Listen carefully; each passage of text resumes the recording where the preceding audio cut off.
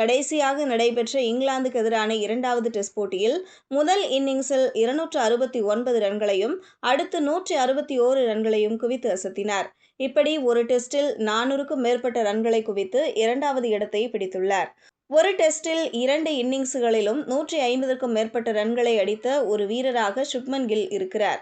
ஆஸ்திரேலிய அணி முன்னாள் captain mark Taylor பாகிஸ்தானுக்கு எதிராக பெஷாவர் மைதானத்தில் முதல் இன்னிங்ஸில் 334 ரன்களையும் இரண்டாவது இன்னிங்ஸில் 92 ரன்களையும் குவித்தார். இந்த சம்பவம் 1998ஆம் ஆண்டு அக்டோபர் மாதத்தில் நடைபெற்றது. இப்போட்டியில் 426 ரன்களை குவித்து மூன்றாவது இடத்தை பிடித்துள்ளார். இலங்கை அணி முன்னாள் கேப்டன் குமார் சங்ககாரா 2014ஆம் ஆண்டு பிப்ரவரியில் வங்கதேசத்திற்கு எதிராக சட்டோகிராம் மைதானத்தில் முதல் இன்னிங்ஸில் 319 ரன்களையும் இரண்டாவது இன்னிங்ஸில் 105 ரன்களையும் அடித்தார்.